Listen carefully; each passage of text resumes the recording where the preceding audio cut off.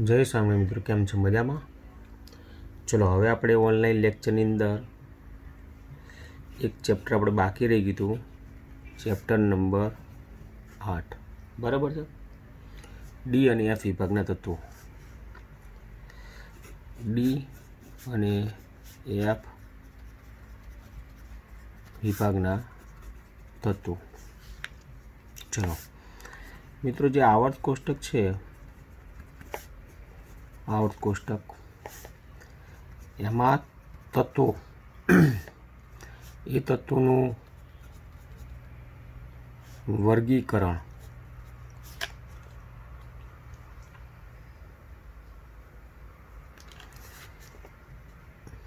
Electron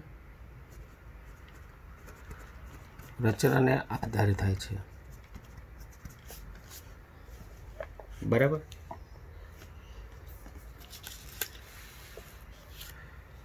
एवं केवी रीते खबर पड़े? कोई पण परमाणु परमाणु एनी इलेक्ट्रॉन रचना में छेल्लो इलेक्ट्रॉन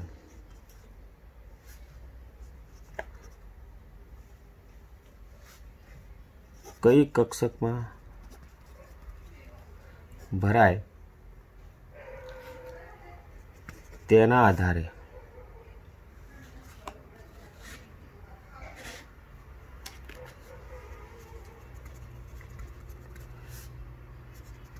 चार विभाग पड़े। कितला? 4 विभाग। चलो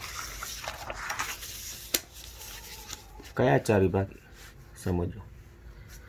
सपोज मारी पास अहींया लिथियम है, तो लिथियम परमाणु क्रमांक 3 है, तो हीलियम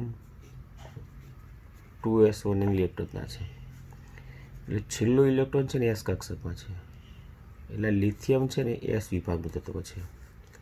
સપોઝ કાર્બન તો પરમાણુ ક્રમાંક 6 છે, રાઈટ। તો ઇલેક્ટ્રોનના હિલિયમ પછી કઈ કક્ષક આવશે? 2s અને 2p, રાઈટ। તો 2 ને 2 4 ને 2 6, તો છેલ્લો ઇલેક્ટ્રોન પી કક્ષકમાં છે, માટે કાર્બન પી વિભાગનું તત્વ છે। जो छेल्लो इलेक्ट्रॉन डी कक्षक में भराय तो डी विभाग कहवाय, और एफ कक्षक में भराय तो एफ विभाग। तो ए संदर्भ में 4 विभाग पड़्या। केटला विभाग पड़्या? 4। एस विभागना तत्व, राइट। पी विभाग तत्व, डी विभागना तत्व अने एफ विभाग तत्व। आवत कोष्टक में तत्वों वर्ग करिए એટલે कुल आटला विभाग पड़े 4, राइट।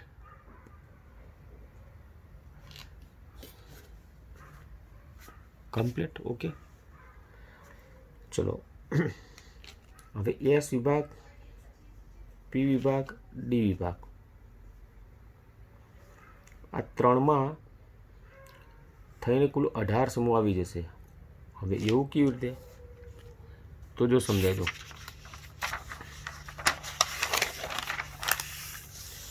एस विभाग छे तो एस विभाग में 2 समूह आवे, पहलो और बीजो समूह। केम? कारण के एस में 2 ज इलेक्ट्रॉन भरी शकाय। पी में कुल 6 समूह समावेश थाय, 13 थी 18। केम? पी में कुल 6 इलेक्ट्रॉन भरी, कारण के पी नी पेटा कक्षको 3 है, तो एक कक्षक में 2 इलेक्ट्रॉन भरी शकाय, तो 3 कक्षक में 6 इलेक्ट्रॉन भरी शकाय, एटले में 6 समूह है, 13 थी 18। डी कक्षक है ने एमां 10 समूहनो समावेश थाय, 3 थी 12, 3 थी 12। कारण के डी कक्षक है ने एमां कुल 10 इलेक्ट्रॉन भरी शकाय, एटले एमां 10 समूह आवे।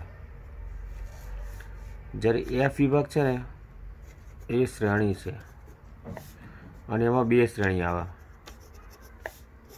एक लेंथेनोइड અને બીજી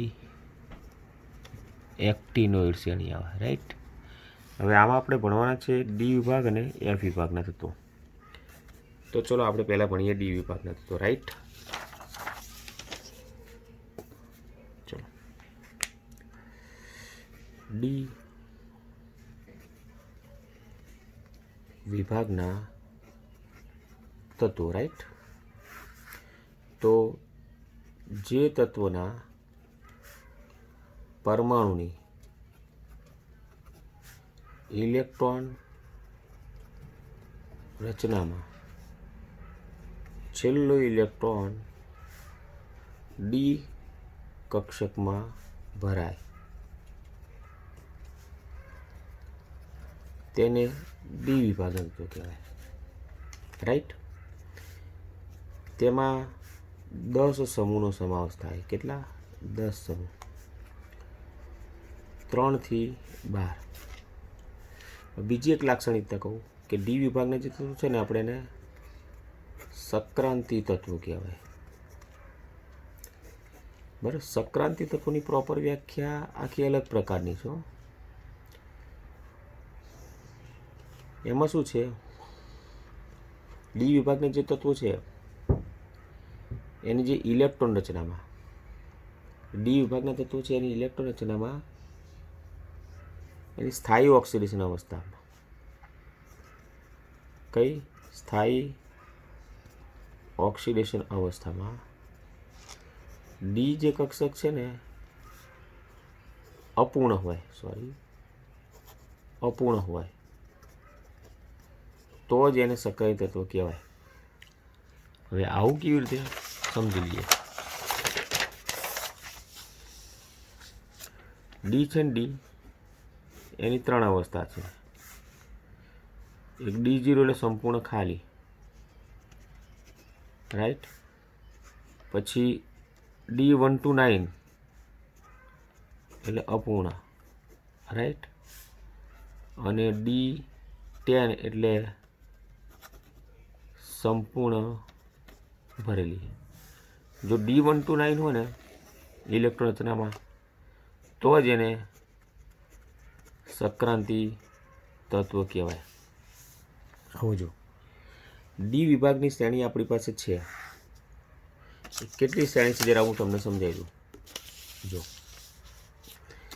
એક છે 3D વિભાગ. કયો વિભાગ? 3D. તો 3D વિભાગની અંદર SC થી ZN યાની કે 21 થી 30. પણ એમાં સક્રાંતિ તત્વ નથી તો એ ઝીંક છે. કારણ કે ઝીંકમાં છે ને ડી કક્ષક છે ને એ સંપૂર્ણ ભરેલી છે, યાની કે D10 છે.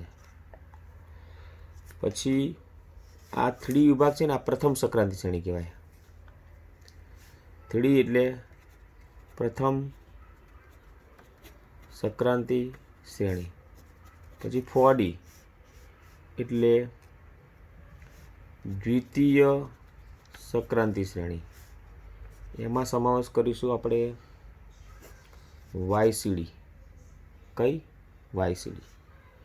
YCD દેટ મીન્સ 39 થી 48. પણ એમાં સીડી સક્રાંતિ નથી કારણ કે એમાં પણ ડી કક્ષક સંપૂર્ણ ભરેલી છે. પછી 5D વિભાગ. તો 5D વિભાગની અંદર 5D વિભાગ એટલે તૃતીય શ્રેણી. કઈ? તૃતીય શ્રેણી. તો એની અંદર લેન્થેનમ યાની કે 57. પછી 58 થી 71 નહીં આવે. HF 72 થી HG 80. અને આ 1 અને 9 એમ 10 તત્વો થઈ જશે. પણ એમાં HG એ સક્રાંતિ નથી. એટલે આ તો શોર્ટ ક્વેશ્ચનના સંદર્ભમાં તમને પૂછાય કે પ્રથમ સક્રાંતિ શ્રેણીમાં ZN સક્રાંતિ નથી, દ્વિતીય સક્રાંતિ શ્રેણીમાં CD સક્રાંતિ નથી કેડમિયમ, અને તૃતીય સક્રાંતિ શ્રેણીમાં મર્ક્યુરી સક્રાંતિ નથી, રાઈટ. કારણ કે આ જે 3 તત્વો છે ને એ 3 તત્વોની અંદર ડી કક્ષક જે છે ને એ સંપૂર્ણ ભરેલી છે. જો સંપૂર્ણ ભરેલી હોય તો આપણે એને સક્રાંતિ ના કહેવાય. કારણ કે કક્ષક અપૂર્ણ હોય ને તો જ એને સક્રાંતિ કહેવાય, બાકી સક્રાંતિ કહેવાશે નહીં. ઓકે. ચલો હવે એફ વિભાગ જે છે ને, એફ વિભાગ એક નોર્મલ આવર્ત કોષ્ટક તમને આપી દઉં તો આ જે છે ને પહેલો બીજો સમૂહ છે, પહેલો અને બીજો સમૂહ એ એસ વિભાગ છે, રાઈટ. પછી આ જે છે ને 13 થી 18, 13, 14, 15, 16, 17 અને 18 આ પી વિભાગ છે. અને વચ્ચે ખરીને ડી વિભાગ આવશે, એ 3 થી 12, 3, 4, 5, 6, 7, 8, 9, 10, 11 અને 12. હવે એફ વિભાગ છે ને, એફ વિભાગ આ ડી વિભાગના તત્વો એટલે આપણે એને કેવા તત્વો કહેવાય? સંક્રાંતિ તત્વો, ટ્રાન્સિશન એલિમેન્ટ્સ. હવે એસ અને ડીની વચ્ચે, એસ અને ડીની વચ્ચે ચલો હું અહીં લખું, આ પહેલો આવર્ત, આ બીજો આવર્ત, ત્રીજો, ચોથો, પાંચમો, છઠ્ઠો, સાતમો. આ એસ અને ડીની વચ્ચે નીચેના ભાગમાં ડીમાં છઠ્ઠા અને સાતમા આવર્તમાં એફ વિભાગ છે. હવે એફ વિભાગ છે ને એ સંક્રાંતિની અંદર છે, એટલે એફ વિભાગને આપણે આંતર સંક્રાંતિ શ્રેણી કહેવાય. આંતર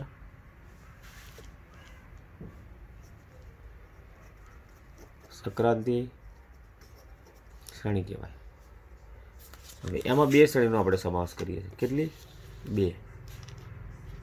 એક ફોર એફ વિભાગની અંદર લેન્થેનોઇડ શ્રેણી, બરાબર છે. લેન્થેનોઇડ શ્રેણી દેટ મીન્સ સીલું, સીરિયમથી લ્યુટેશિયમ 58 થી 71, રાઈટ. અને બીજી શ્રેણી છે 5F વિભાગ, યાની કે એક્ટિનોઇડ શ્રેણી. કઈ શ્રેણી? એક્ટિનોઇડ શ્રેણી, બરાબર છે. એક્ટિનોઇડ શ્રેણી એટલે એની જે શરૂઆત થશે થોરિયમથી લોરેન્સિયમ, યાની કે 90 થી 103. તો લેન્થેનોઇડ શ્રેણી અને એક્ટિનોઇડ શ્રેણી આ બે આંતર સંક્રાંતિ શ્રેણી છે, જે આવર્ત કોષ્ટકમાં છે ને, આપણે જે આવર્ત કોષ્ટક એ બતાવ્યું છે દાખલા તરીકે, તે આવર્ત કોષ્ટકની અંદર નીચેના ભાગમાં બે શ્રેણી આપી, તમે જો અહીંયા, બરાબર છે. તે આંતર સંક્રાંતિ શ્રેણી છે. હવે આપણે પહેલાં અભ્યાસ કરવાનો કયા તત્વનો? ડી વિભાગના તત્વનો, બરાબર છે. ઓકે, ચલો ડી વિભાગના તત્વોની અંદર આપણે પહેલી શ્રેણી જોઈએ 3 વિભાગ. ઓકે, કયો વિભાગ? 3 વિભાગ. તો જો જરા, પ્રથમ સંક્રાંતિ શ્રેણી, પ્રથમ સંક્રાંતિ શ્રેણી, यानी के 3D विभाग. ओके, कई છે તો કે SC થી ZN 21 થી 30. અને ઇલેક્ટ્રોન રચના છે ને બહુ અગત્યની છે. ઇલેક્ટ્રોન ના આવડશે તો તમને આવડશે, બાકી તમને આવડશે નહીં. તો જોયું જરા, ઇલેક્ટ્રોન રચનાની અંદર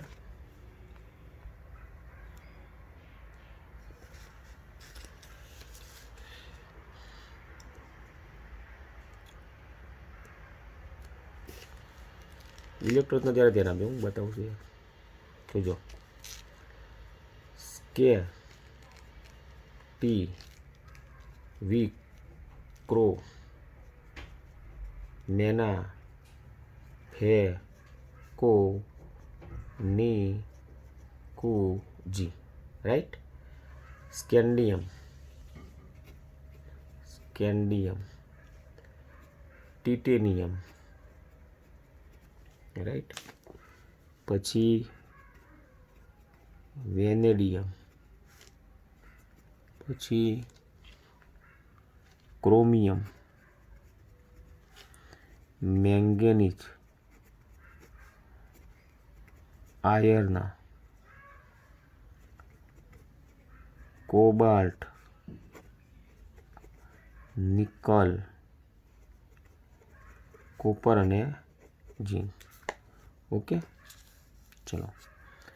પરમાણુ ક્રમાંક ઝેડ 21 થી 30, 21, 22, 23, 25, 26, 27, 28, 29 અને 30. રાઈટ.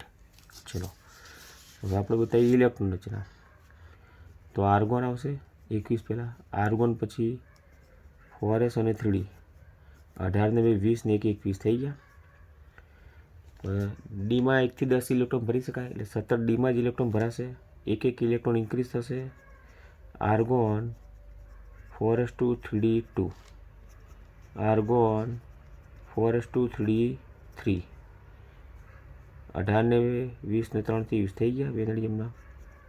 ચલો, આર્ગોન 4s2 3d4. હવે આ રચના નહીં જોવા મળે, ને બદલે આવી જોવા મળશે. જો 4s1 3d5. આવું કેમ? કારણ કે ડી છે ને, ડીની સ્થાયી અવસ્થા છે ને 3 છે, D0, D5 અને D10. સંપૂર્ણ ખાલી, અર્ધપૂર્ણ અને સંપૂર્ણ ભરેલી. હવે D4 છે ને એ D5ની નજીકની છે, એટલે D4 D5 બનવાનો પ્રયત્ન કરશે. એટલે 4sના જે 2 ઇલેક્ટ્રોન છે ને એમાંથી એક ઇલેક્ટ્રોન 3d4માં આવતો, એટલે 3d5 થઈ જશે, 4s1 થઈ જશે. રાઈટ. પછી આર્ગોન 4s2 3d5, હવે એસમાં જશે. ચલો, હવે 4s2 3d6, argon 4s2 3d7, 18 ને 20 ને 27 થઈ ગયા. ચલો, argon 4s2 3d8, argon 4s2 3d9 ને બદલે, કારણ કે D9 નહીં જોવા મળે, કારણ કે D10 નજીકની છે, D9 D10 બનવાનો પ્રયત્ન કરે, એટલે 4sના 2 ઇલેક્ટ્રોન 3d9માં આવતા રહેશે, એટલે 4sમાં 1 થશે, 3dમાં 10 થશે. Argon 4s2 3d10. એટલે હવે તમારી ક્રોમિયમ, રાઈટ, અને કોપર, ક્રોકુ મેં કરાયેલું હતું. આ બંને ઇલેક્ટ્રોન રચના છે ને થોડી વિશિષ્ટ પ્રકારની છે. ઇલેક્ટ્રોન રચના આવડશે ને તો જ ચેપ્ટર આવડશે, બાકી ચેપ્ટર તમને આવડશે નહીં. એટલે પહેલું કામ તમે ચલો હવે એ કરો કે ઇલેક્ટ્રોન રચના તૈયાર કરી નાખો, અને પછી આપણે આવતીકાલે આના પછીનું લેક્ચર કરીશું. Okay, right. ચલો.